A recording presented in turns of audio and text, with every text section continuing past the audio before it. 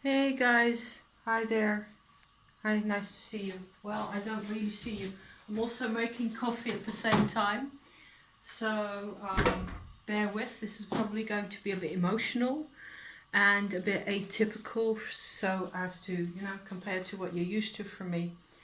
I don't know. Yes, I have a spoon in here.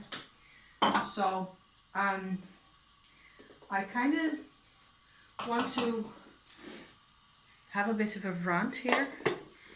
And I guess it's going to be really relatable for quite a number of people. What with changes in the world and lockdown and years by now, okay, of COVID pandemic weirdness going on. And I'm being mild here. The thing is, I find that my relationships are changing, and partly it absolutely has everything to do with my Tumo practice, because I feel it doesn't maybe show as much on here or actually even in real life. But I can tell the difference that I come out much more. Me, it is me here now. It feels weird saying it even, because it should be self-evident and completely not natural and obvious and normal, right? Maybe it's not. There's lots of thoughts that I have at the moment around that. I also have been doing a whole lot of spinning, which is fun, but it's also kind of obsessing and crazy making because it's very repetitive. So, kind of tendencies. I get really nice stuff, really great end products that I will be also showing you later when more of it is dry and because I washed it and so on and so forth. New spinning approach, lots of fun. I got more sari silk in the post and so on and so forth. So lots of stuff that really keeps me in a happy zone. It's not only it keeps me busy or keeps me occupied, and I'm actually making something and being creative, which I enjoy. And so there's sides to all that. So changes in people. I don't know about you, but I really feel like everybody has changed a lot over the past, maybe even just the past year or so. And not everybody's coping really well. Not everybody has, I don't know, opportunities to turn the difficulties into something productive or something more or less pleasant, or into something you have to figure it out for yourself. The magic of turning, for us, it has really worked.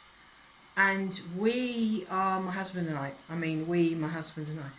we are figuring it out so much better these days. So it's really hard for me to imagine that it used to be the same for me, actually. That there were these huge walls and huge, like masked figures, mask figures around you, and you had really no clue how to respond to people. I had certainly no clue how to respond to people. This is a bit of the pendant kind of a video to my loss of self video that I did last Friday. Okay, but this is from the actual emotional inside. I'm not all that desperate. The thing is, I am losing my best friend. Here it is. And I hate it because I miss her and I don't know what to do.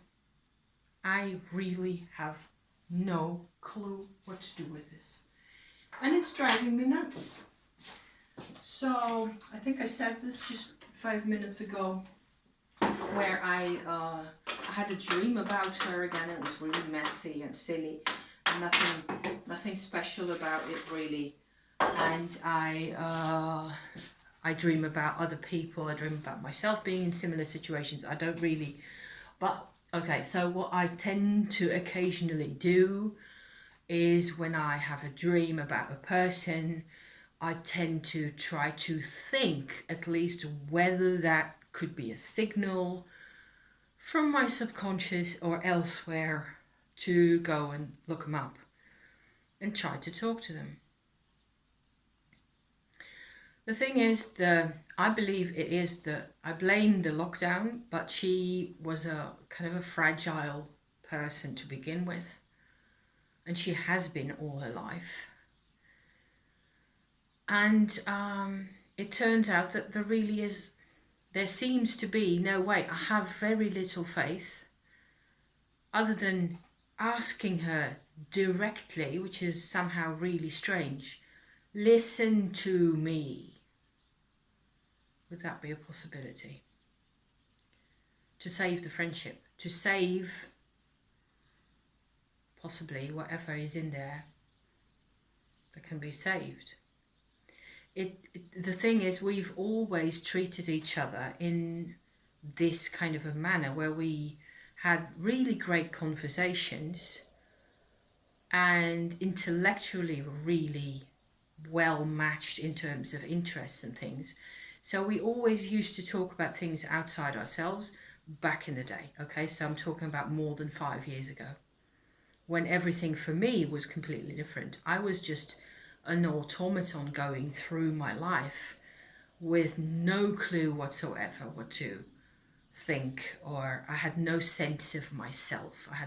And all that has changed. I have worked really hard to become a different kind of person, to become what I feel, to become like a human being. So I want to share something else, and I think this may have been the real trigger here for my sort of state of affairs at the moment.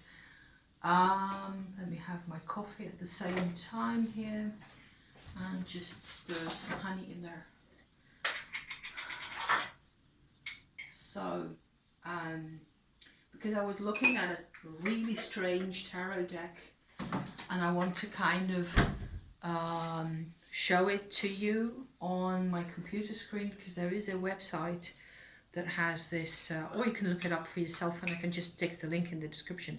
Maybe that'll be just fine actually, because I don't really want to review it, because I don't want to really buy the deck, because it's 65 or something dollars. What I remember seeing, I'm not sure, maybe 50 plus and a bit. And then there's postage and customs and all the rest of it before I get it here. And I'm not sure I'm actually ever going to use it, because, so here's to your health, okay? It's the Somnia Tarot, and everybody thinks this deck is really creepy and scary because people are all covered up in sheets. And they've like a sheet over them, sometimes different colours, normally really pale blue or grey or white sheets over the top of them, and often they're tied, sort of loosely tied with a little cord at the neck, so you can actually see the shape. So it's a bit tighter in here. You can actually see the shape of a face, but you see no eyes, no expression, no skin, no nothing. And the rest of them is covered up as well. And so that's quite different. And there's a couple of other, it's a photography tarot deck. It's really special. I think it is beautiful. And I'm stunned, really stunned each time I see images of that deck, how strongly I relate to it. And maybe that's how this whole thing works really, because I realized that having a past where there were lots and lots of people around me, also for long periods of time there were no people or very few people, I never knew really any one of them, because we moved house so many times, because my family and the household I grew up in was a disaster zone in many ways. In many ways, for whatever reason, also reasons that I think are personal to myself and that maybe come from some kind of karmic history, I have always seen people like this with no faces. I wasn't able to see faces at all. So the Somnia Tarot, strangely enough, feels to me like finally somebody gets me. And it's a world where there's a couple of images, and it's really striking, where there's a couple of cards, well, a dozen, I think at least, that show where the people or person in the card is in a position of total surrender and completely left without any willpower. There's no possibility of changing their situation all that much. And they're really sort of encapsulated, captured in a position. And that's all there is to it to them. And that was my life as well. And I'm not the only one who lives like that, or who used to live like that. And so it's scary and confronting and awesome somehow. And I'm quite confident because I saw Tom Benjamin's review of this deck. He did a review of it a couple of months ago. I will also put the link to that in the description to this video. And at the end of his review, he did a little Celtic Cross spread with just a few cards just to show what it looks like if you use it in an actual spread. And that is totally overwhelming. I'm not scared to say. It's just a bit much. If all you see is those camouflaged people but not in the camouflage pattern style at all, just the cloaked people, and lots of natural elements, water and earth and fire, of course, and air, yeah, so all four of them, and very few tools and implements and things like that. There's a couple of gallows in there for some reason. It just feels like you're in an impossible situation and you have to deal with it and live with it anyway and figure it out how to exist from one second to the next. Very challenging. So totally challenging. And I have not coped with this challenge ever any more than anybody else has. Back in the past, when things were like that, what I connect closest to that period, to that atmosphere, to what it was like, I didn't even have a sense. There were occasional moments, especially when other people were sort of challenging me to be different, to come out of my shell, and I couldn't. Then there were times where I felt like, okay, so maybe I'm not, and I don't know, maybe there's something really wrong with me, or maybe, but I never even formulated the thought for decades, really. So this is depressing, and to me it feels like, okay, so I have to sort of mark a milestone. Maybe this video, is making a milestone for myself. I am no longer that person. I can only now recognize and relate this kind of content, these kinds of images, to myself, because everything has changed for me. But it is really, really unusual for things to change drastically. And I think that's what's happening to my friend and to loads of other people in a lockdown kind of a situation for the past 2.5 years or whatever it was, 2 years and a bit. It feels like way longer. People have had to restrict their social contacts, their kinds of social interaction to the strictly necessary. I think that's very unhealthy. I was actually at my social, my local history club yesterday, more or less accidentally. I happened to be in the neighborhood, and one of the guys accosted me in the street, like, "Hey, you're around, and did you come to visit or what?" We're not officially open, still not, because a lot of the people of the club are really a lot older than me. I'm one of the youngest ones. And so we chatted for 20 minutes. It's the first time in months that I've talked to somebody outside my immediate, connected circle. And this friend that I was talking about just now, she and I used to be able to keep each other sane. And now it doesn't work anymore. So everybody's got the same kinds of problems, and it's not over yet. And even if it is over, to change, to really change in here,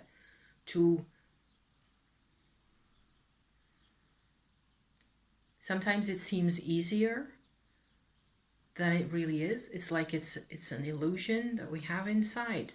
Our ego, right? Our organization of our consciousness, which is our ego. That can be as much of an illusion. And so it's really hard to grasp. And people have been, in my interpretation, people have been pressed back and pressed down so much. It scares me. It's so uncomfortable, and it's become so cold that actually the imagery of the Somnia Tarot is like finally somebody's speaking the truth. This is the truth. We do not see each other. We pretend that we care. We pretend that we have anything else on our minds but bare survival, and so on, because that's it, to pretend that you're okay with all of it and trucking along and doing the things. It's always been the only MO that just you have to be happy, be perky, be YouTube, be all the things, be presentable and social, and